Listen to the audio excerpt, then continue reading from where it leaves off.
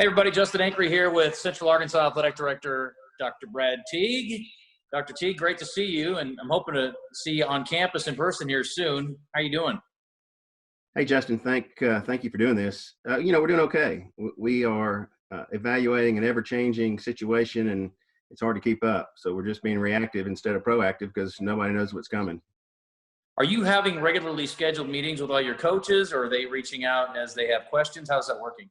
Yeah, no doubt. We our senior staff and our coaches meet weekly, and then by email we meet. By group meet we send out messages, but we are Zooming once a week every Tuesday. So it's been good. We've been throwing a lot of information at them because the NCAA sends out new information twice a week on the do's and don'ts right now during the virus and pandemic. So we just want to make sure they have timely information and can see us virtually face to face, if nothing else. But then Yeah. as soon as we get any information, we're distributing it. Obviously there's student athletes and there's an academic side of this. There's also an athletic side of it. I assume you and the president are having regular conversations also. We are, yeah. And so he meets with his executive staff once a week as well. In fact, it works out really well because our executive staff meets right before the head coaches meeting. So any new information that the president shares, I can immediately share. But the president and I talk daily about what's going on. He's coincidentally also the chair of the Southland Conference right now.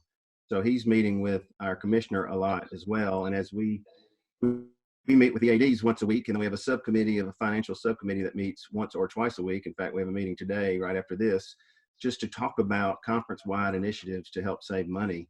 And it's taking a big effort to try to get everybody on the same page. I mean, everybody has their opinion, and I get that. So we're trying to do some conference-wide initiatives to help everyone and be fair. And so anyway, the president has been great through all of this and is very supportive, and he's led our campus so well. This is hard for all of the athletes and the coaches, obviously, but especially so for those who had their competitions cut off in the middle of a season. And I think they've all had a little time and perspective to think about it a little bit. And I've talked to a number of them, and it's interesting.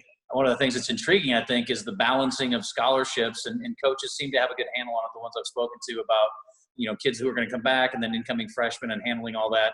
What are some of the things you're going to be involved with in that, and how do you feel like that balance is going to work with your school and then across the country?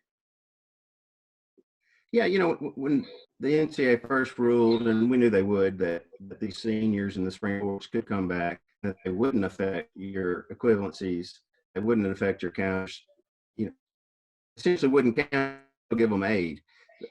You could give them the same aid or less is what they had the previous year. You could not give more. And so that was the ruling that came out. And then you saw a lot of ADs around the country saying it's going to, be $750,000. It's going to be $500,000. I mean, there was just a lot of information coming out. So we put together spreadsheets and determined that it was going to cost us about $375,000 if everybody came back. And that was a big if. And so talking to our coaches, and by the way, we only had 3 sports who had seniors in spring sports. So beach volleyball, both golfs, and tennis had 0 seniors. So the only 3,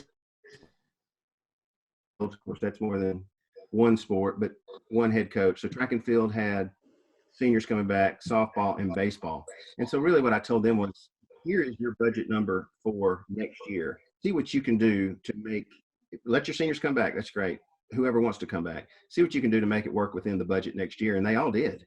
They all have all these signees. And baseball had 10 seniors, and I think 7 are coming back.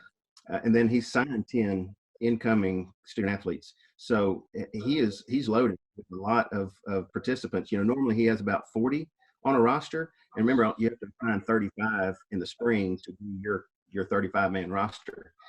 And only 20, baseball is weird, 7 can have aid, and then it can add up to more than 11.7. Mm-hmm. Well, he's now going to have 59 kids on his roster. And a lot of those are walk-ons, of course. And he's doing that to these 10 seniors coming back, and then the normal amount of walk-ons, and then he's adding another 10 walk-ons to help our school with enrollment. So he's done a fabulous job. That's a lot to cover, 59 student athletes. And he's done it all and is right at his budget number for next year in terms of aid. So Really proud of what baseball's done. Certainly softball, track and field have done the same thing. They're bringing back their seniors, but they're still under their budget for the following year in terms of scholarships or aid. So really happy about that. What are some of the things that I guess have been the biggest sort of moments for you over the last 9 weeks since competition started? What are the things that stand out about the last, couple months? Yeah, how fast everything happened and how many decisions were changing daily. I go back to the week of March 9th, and that's the week of our basketball tournament. And the first games are supposed to happen on Wednesday, and on Tuesday we're on an AD call, and we're saying yes, let's go ahead and play the tournament. Let's go ahead and have fans. Wednesday at 5 o'clock was the first tip off, and at 4 o'clock we're on an AD's call saying maybe we shouldn't have fans. And then we determined, well, it's just too late. There's probably some already in the arena. We're not going to kick them out. So we had fans on Wednesday night, and we said, well, we're going to play the rest of the tournament. This was Wednesday without fans. And then Thursday morning, we decided not to have a tournament at all. And that was really based on the guidance from the NBA. You remember that Wednesday night, Rudy Gobert tests. And then the NCAA talking about not having their tournament. And they didn't decide that until I think Saturday of that week, that they wouldn't have March Madness. But it just happened so quick, and we were making decisions, and the next day that decision was wrong, and we had to change. That's what I remember the most is that week when everything shut down. It happened fast. We were still optimistic, hoping that we could continue to play our basketball tournaments. Certainly didn't think spring sports would be canceled at that time, and guess what? Next week they were. So just the rapidness of everything that was going on, and it was tough. It was tough. It was tough to tell our coaches. It was tough to talk to the student athletes about it. Very disappointed, but as this national pandemic or worldwide pandemic started spreading its way across the country, everybody understood why. We just had to do it. So it's May 8th. What's the best case scenario? And I know you've got a number of different scenarios sort of worked out depending on how things go, but what's the best case scenario for a return to campus? Let's just start with that as far as getting athletes and kids back on campus. I'm very hopeful that our scenario will be this. So the NCAA released, their medical sports science department released resocialization guidelines. So return to play. And what it essentially said was there are 3 phases. In phase 1, you've got to have 14 days of infections going down in your state. Phase 2, you can start bringing some kids back, but they have to be no more than 10 together at a time. Still can't go to the weight room and sweat and be together. 14 days of that, still infections going down. Phase 3 can then begin after 28 days of infections going down and slow acclimation return. And in phase 3, then you can have 50 together at a time, and you can return to weightlifting. So they are not telling us we can start phase 1 yet, though, and then that's probably a June. So I think best case scenario, Justin, is July 6th is the Monday after the 4th weekend, and I'm hopeful that we can have our student athletes back on campus, football, basketball, volleyball, those who are fall sports that have summer access through the NCAA. I'm hopeful they can be back on practice and start conditioning and acclimating and getting themselves ready for their fall sport and then begin as normal in the fall. I'm very hopeful of that. Our university, as well as many others, have announced that, that they will have on-campus classes in the fall.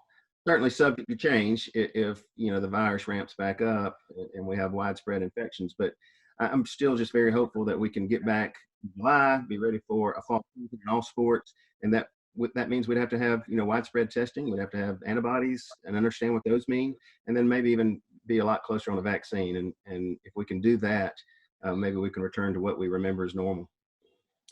Have you all had, because, again, I think I talked to Dr. Davis about this a while back, and it's hard to imagine a campus not having an infection once things get opened back up, even in the best of scenarios, that somebody won't, end up with it on campus at some point. Have you guys talked through that? Like everything's back to normal for the most part, and then you get one that pops up, whether it's in a dorm or with a particular athletic program? Yeah, so they're going to use one dorm next year, one residence hall as a quarantine location. So it's offline, no normal residents will be in it. And then if we have a situation where someone tests positive, they'll have to go into quarantine there at that residence hall, which is only used for that purpose. So yeah, they're certainly thinking about what it may look like in the fall, and certainly ready to, if we have to drop again and go move kids off campus and go back to online offerings, but we'll be ready for that. We did a great job this spring. We didn't do pass and fail grades. We did straight A through Fs, and our faculty responded and our students responded that, our GPAs were up this spring from last spring, and I think the campus-wide, they were the same. So they were also up. So I think we did a nice job with the online offerings. In addition to everything pandemic related, you've got the regular business of athletic director, and again, working through, budgets regardless. Plus you've had, personnel changes that have come up. And, one of the interesting things was the split with the two volleyball programs sort of working more autonomously now. And I mean, there's been a lot of interesting things going on, I guess, with sports at UCA outside of the pandemic related items. Yeah, no doubt. And the uncomfortable part is that, we have to cut about $1.2 million from our budget for this next year. And that's because the NCAA didn't play a basketball tournament. We were cut $715,000. So there's that cut. And then the university was cut by the state of Arkansas because of the economy, of course. We were cut $2.9 million in this current fiscal year, and the next year it's $7.3 million cut. So that trickles to athletics as well. And then we're being conservative with our enrollment models for the fall. So if enrollment's down, that means another revenue source for athletics is student fees. And so that would be down. And then if people aren't living on campus and eating in the cafeteria, another revenue source for athletics, is auxiliary support. So we've got all four of our revenue streams are hit in some way. So we've come up with needing $1.2 million in expense reductions, and working with our coaches, a great group of 13 head coaches have really helped out and figured out how they're going to make sure that they don't spend as much in their budget to help us with these budget reductions. And it's just been great to work with some character men and women on our campus. And, just to clarify, I mean, people will be wondering about, programs being cut or maybe whittled a little bit. Have you gotten to that point yet, or have you been able to avoid that so far? No, we don't want to cut any programs at all. In fact, most of our programs are adding additional, like we were talking about baseball earlier, but adding additional non-aid students, or walk-ons is what we call them, to their roster. So right now we're up to about 76 more students than we had last year in athletics, and all full-paying students to the university who would not have been here if not for athletics, would not have come to UCA. So we're trying to do our part. One thing men's soccer did is that they're starting a JV program. We're going to have 20 new students, or student athletes, paying their full way to UCA, who will be playing around Arkansas in a JV soccer league. So, I mean, just innovative stuff. Track and field is something similar to that. They have some practice folks on their squad, and then everybody else is adding. There are 2 or 3 or 4, and football's adding 15, walk-ons that they have not had in the past, just to try to help enrollment, which I think is wonderful. Yeah, that's amazing. There's so many moving parts I can't even imagine. So, I guess what's next? I mean, you have to monitor what's happening with COVID, I guess, and it's going to dictate everything. That's the thing. I mean, what is next? What's coming next? And I'm hopeful that positive news is coming next, and that it doesn't get worse. And but we just have to react to what we learn when the data comes out, and when the top scientists tell us what needs to be done, and we have to react to what they say. And it's tough, it's just tough not knowing, and then making decisions on the fly, and then looking what the national organization is doing, looking what other conferences are doing. We just want to make sure that we're consistent with what really the national scene is right now. I've asked some of the coaches who have younger kids, and you're in that same boat, about homeschooling and rating themselves as coaches versus homeschoolers. How are things going with you guys? Yeah, well, fortunately our kids are older. So we have a junior at UCA, a freshman at UCA. They're done with their courses for the spring, so that's good. And then we have a 10th grader and a 6th grader, and they're doing what's called AMI, and you're familiar with that as well. And then something called Apex also, and they're just handling it. They're just independent, and they're handling their duties of school, a couple hours a day, and they're done, and they like that. Otherwise, they're outside shooting basketball, playing video games, or whatever else. So it's been good. We haven't had to intervene too much. So I'm proud of them for being so independent and handling it. What's your family or you individually, what are you missing the most outside of, just campus life and student athletes and all that? What are you missing out of life lately? Yeah, routines. Yeah, I'm a routine guy. I feel like I'm lost sometimes if I don't have a routine and a project. Well, I say project. So we're doing a lot of home projects now, which have needed to be done for a while, and that's been good. I still go to the office. Monday I'm there all day long. It's just a day to kind of get a lot of things done. Tuesday and Wednesday I'm there about a half day. Otherwise, I'm at home on the computer and responding and reacting. So I just feel like when I'm in the office, it's somewhat of a routine again, and that I can, I don't know, I feel like I can get a little bit more done at my desk. So doing that, and there's several of us that come in and out, throughout the day, and it looks like UCA is going to have full return on June 22nd, if all things go well. So all employees will return to campus June 22nd. Unless you have underlying conditions, you don't have to come back until, it's middle of July or something. So ready for some normalcy. No doubt. Well, and I was going to ask you, I'm glad you brought up projects. I meant to ask you about that as well. Construction is one of those things that's been able to continue. Any projects that are underway or that are set, and is anything had to be, put on hold because of budgetary issues? Yeah. We just finished the softball locker room just earlier this spring. So that's good that got done. And it's a really good space for those young women to be able to prepare for their contest. And then it's got coaches' offices as well. And we finished that, and that's really the only thing on the board right now. So nothing happening on our facilities at this time. Football, for most people, it kind of drives things. It's interesting in talking to coaches and players from other sports.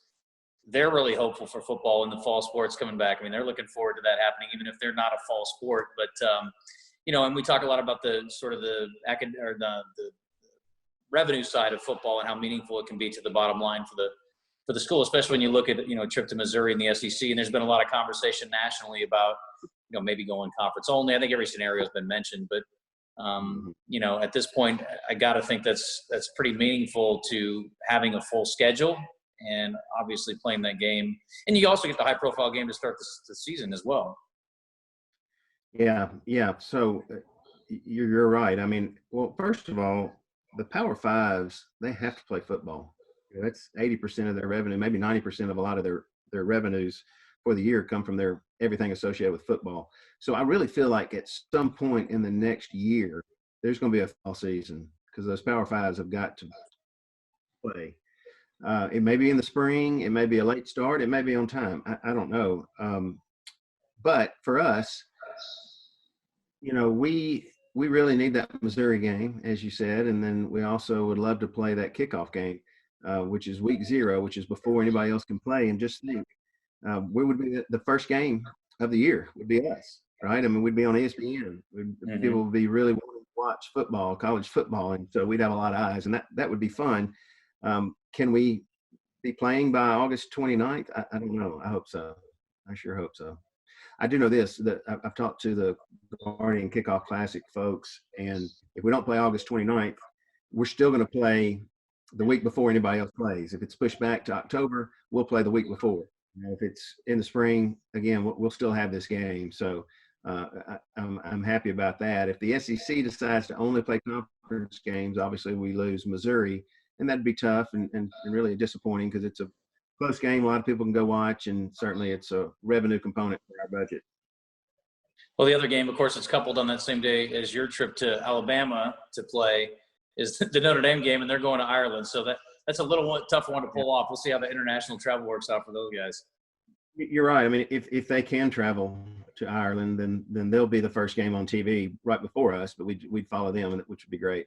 Yeah, pretty good lead-in. Not bad. I mean, that would be a lot of fun for sure. So last thing, and then I'll let you go. But, I got a chance to talk to some of your international students, some who were planning travel home, some who were staying here, some who had already gotten home.